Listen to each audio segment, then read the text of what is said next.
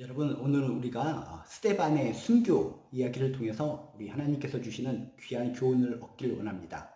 초대교회, 성령이 임하고 성령 충만한 가운데 초대교회, 예루살렘 교회가 계속 부흥하고 조직력이 강화되었다라고 하는 것을 여러분이 알고 계시죠?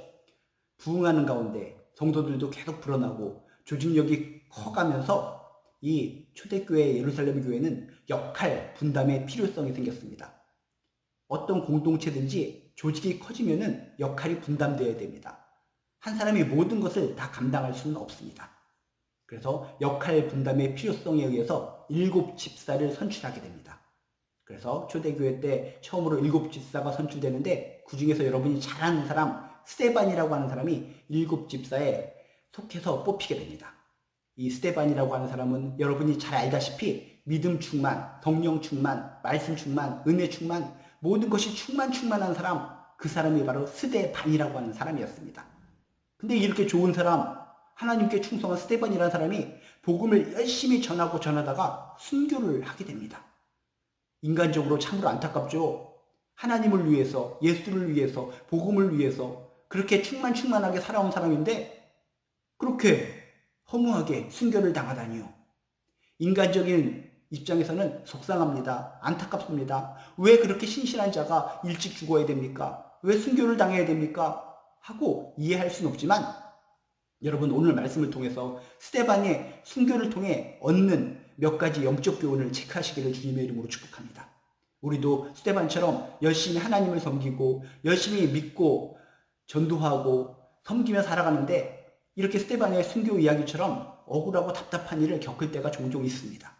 오늘 스데반의 순교 이야기를 통해서 그렇구나, 영적인 교훈, 또 하나님이 뜻하신 뭔가의 계획이 있구나 라는 것을 기억하시고 결국 합력해서 던을 이루시는 하나님을 믿으시길 주님의 이름으로 축복합니다. 스데반의 순교를 통해서 얻을 수 있는 첫 번째 교훈은 무엇인가? 먼저 부활 승리하신 예수님을 우리는 항상 바라보아야 된다라고 하는 것을 기억하시기 바랍니다. 억울할 때, 힘들 때, 지칠 때, 답답할 때 우리가 꼭 보아야 될 대상은 누구라고요? 부활 승리하신 예수님이신 줄로 믿습니다. 내가 하나님을 열심히 믿고 잘 섬기고 교회 생활도 열심히 하는데 답답해요. 갑갑해요. 남들이 분노해서 나한테 달려와요.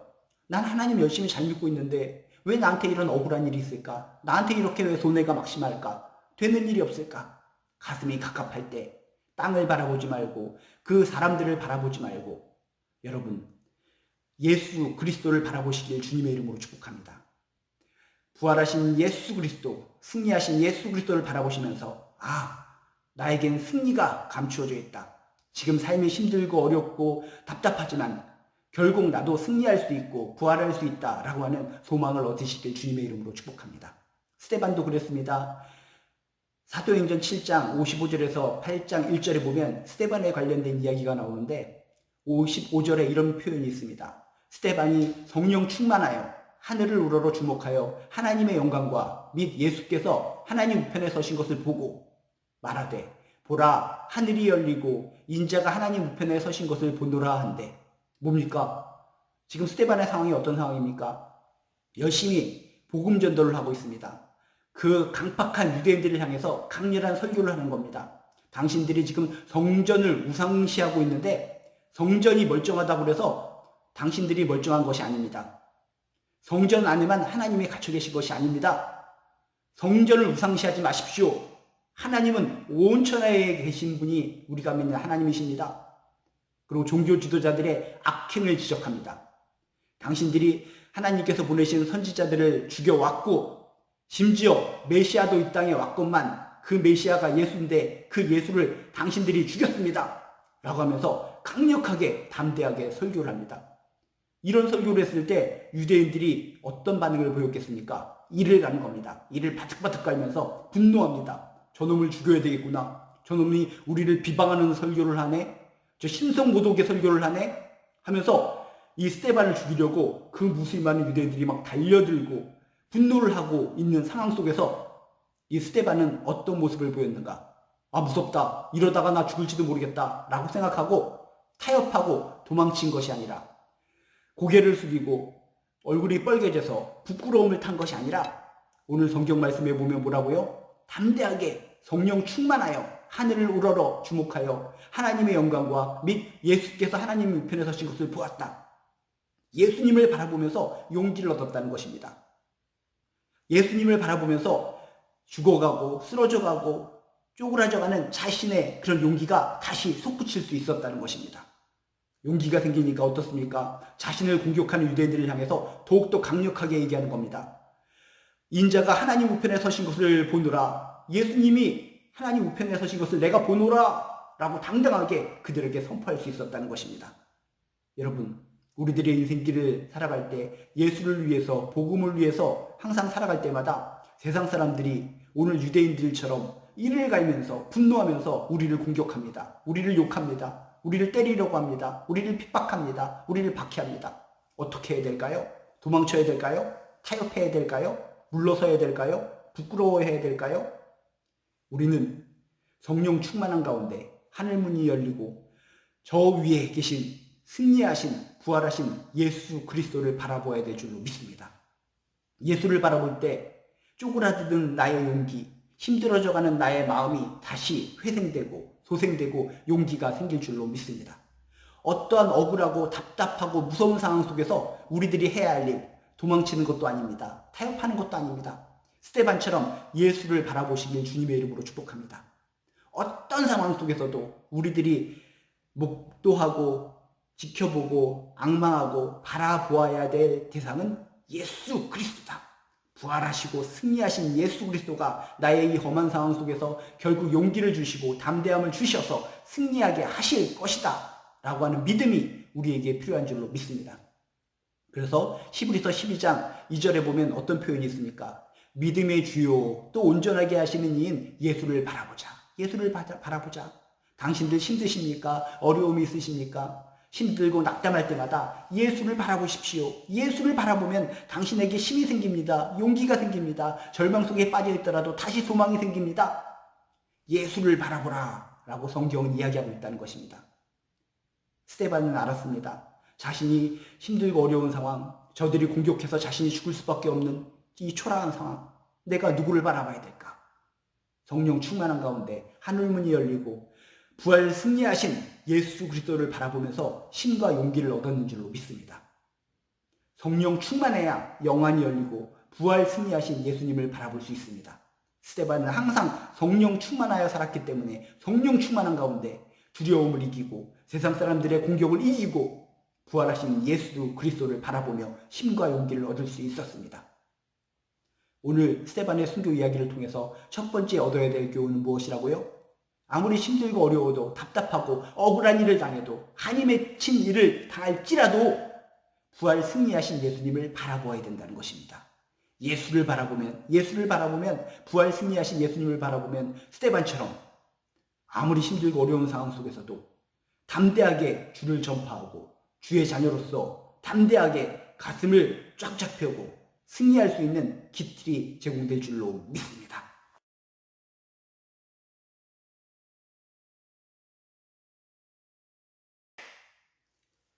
스데반의 순교 이야기를 통해서 우리가 또 얻을 수 있는 교훈 한 가지는 용서하는 믿음이야말로 가장 큰 능력이다 라고 하는 교훈을 얻어야 될 줄로 믿습니다. 우리가 능력 받습니다. 하나님이 주신 능력을 받습니다 라고 해서 기운이 세지고 울그락불그락 근육질의 사람으로 변모하는 거 그런 것이 아니라 진짜 하나님께서 우리에게 허락하신 큰 능력은 용서하는 믿음, 용서하는 거 그것이야말로 가장 큰 능력인 줄로 믿습니다.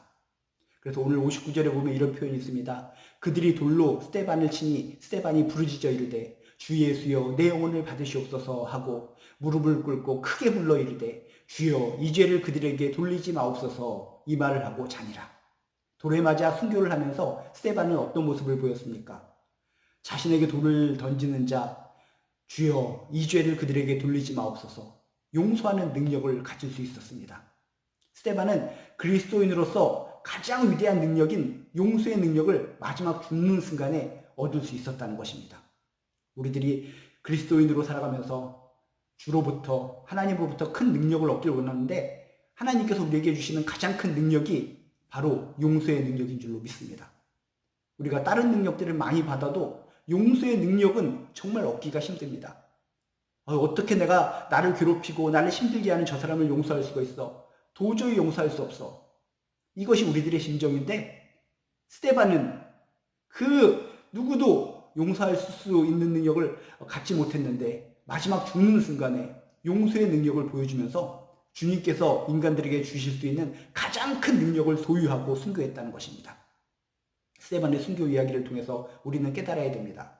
아, 그렇구나. 이 세상에서 주님께서 우리에게 주신 능력이 굉장히 많이 있지만 그 중에서 용서할 수 있는 능력이야말로 가장 위대한 능력이구나 라고 하는 것을 교훈으로 얻어야 된다는 것입니다. 여러분, 그리스도인은 어떤 사람입니까? 예수님을 닮아가는 사람이 그리스도인입니다. 그리스도인, 여러분이나 저나 그리스도인이라면 우리는 예수님을 닮아가야 됩니다. 그런데 가장 예수님 닮은 삶을 보여주는 것이 바로 무엇인가? 용서의 모습이라는 겁니다. 예수님의 삶의 모든 것을 우리들이 본받아가지만 십자가상에서 저들의 죄를 용서하여 주시옵소서. 저들의 죄를 용서하여 주시옵소서. 용서의 모습, 용서의 능력이야말로 예수님을 가장 닮아가는 가장 극단적인 모습, 최후의 모습이 바로 용서의 모습이라는 것입니다. 여러분, 우리들이 그리스도인으로서 정말 예수님을 닮기를 원한다면 최종적으로는, 궁극적으로는 예수님처럼 용서할 수 있는 능력을 본받아야 될 줄로 믿습니다. 우리들의 지향점은 어디입니까? 적당히 사랑하는 것, 적당히 구제하는 것, 거기에 멈추는 것이 아니라 예수님처럼 용서하는 삶을 살길 원합니다. 그런데 우리들의 현지회상 10년, 20년, 30년 열심히 신앙생활을 할지라도 용서의 능력을 갖는 게 정말 힘듭니다. 하나님, 다른 것은 내가 잘할 수 있는데 용서만은 힘듭니다. 용서는 못하겠습니다. 저 사람을 어떻게 용서합니까? 도무지 아무리 생각해도 용서하지 못합니다. 그만큼 예수님으로부터 용서의 모습을 담는다는 것이 그렇게 어렵다라고 하는 것을 우리는 알아야 된다는 것입니다. 그래서 어떤 사람들은 얘기합니다. 나 10년, 20년 신앙생활을 했기 때문에 신앙에 대해서 다 알아. 모르는 게 없어. 이제 신앙생활 그만해야 돼. 라고 생각하시는 분이 있다면 그 사람은 큰 착각이라는 것입니다. 우리들이 예수를 믿을 때 예수님을 닮아가면서 그 종착역까지 닮아가면서 믿어야 되는데 그 종착역은 뭐라고요? 저들의 죄를 용서하여 주시옵소서. 죄를 용서하여 주시옵소서. 용서할 수 있는 능력까지 우리가 닮아갈 때까지 신앙생활을 해야 되는 겁니다. 그런데 남을 용서할 수 있는 능력도 내가 받지 못했으면서 신앙생활 다 했어. 나 왕년에 신앙생활 모든 걸 다 끝내버렸기 때문에 지금 신앙생활 안 해도 돼. 교만한 모습입니다. 거만한 모습입니다. 어리석은 모습입니다. 슬기롭지 못한 모습입니다. 스데반의 순교 이야기를 통해서 우리들이 예수님을 닮아갈 때 가장 그 최종적인 목적지는 용서하는 믿음, 용서하는 모습이다 라고 하는 것을 기억하면서 우리들의 믿음 생활은 끝이 없다. 끝이 없다. 하나님의 품이 안길 때까지 우리들은 용서하는 능력을 받아야 되기 때문에 겸손하게 주를 바라보며 살아가야 될 줄로 믿습니다. 믿음은 멈춤이 없는 겁니다. 용서의 능력이 생길 때까지 믿음 생활을 해야 되기 때문에 우리는 항상 겸손하게 하나님의 품에 안길 때까지 끝까지 우리가 한 걸음 예수님 닮기 위해 노력하고 희생하고 헌신하는 귀한 신앙생활을 해나가시기를 주님의 이름으로 축복합니다. 다시 한번 오늘 스데반 집사의 순교 이야기를 통해서 용서하는 믿음이 가장 큰 능력이다. 그 능력을 얻을 때까지 우리는 꾸준히 신앙생활을 해야 된다라고 하는 것을 기억하시면서 신앙생활 지금까지 많이 했기 때문에, 많이 섬겼기 때문에 이젠 신앙생활 조금 해도 돼요. 멈춰도 돼요. 이런 생각을 가지신 분은 그 생각을 멈추시기를 주님의 이름으로 축복합니다. 아무리 신앙생활 많이 하고 목사님이라 할지라도 정말 남을 용서할 수 있는 능력을 받기는 정말 어렵다. 어렵기 때문에 우리는 끝까지 하나님의 품에 안길 때까지 신앙생활을 꾸준히 계속 해나가야 된다 라고 하는 이 어마어마한 진리를 오늘 말씀을 통해 꼭 교훈 얻으시길 주님의 이름으로 축복합니다.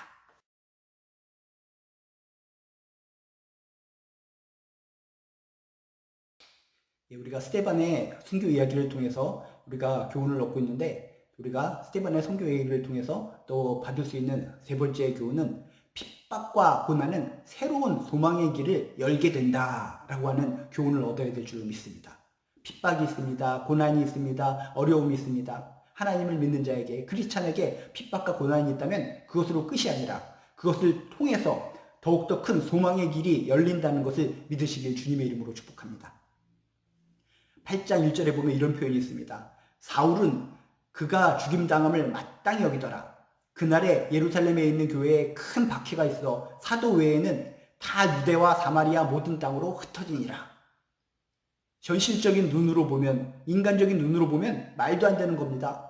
열심히 예수를 위해 살았는데 스데반이 죽습니다. 순교합니다. 그것도 억울하고 답답합니다. 근데 스데반이 죽어서 그것으로 끝난 것이 아니라 대대적인 박해가 이루어져서 교회가 풍지박산나고 모든 교인들이 뿔뿔이 흩어져 버렸다라고 성경은 소개하고 있습니다.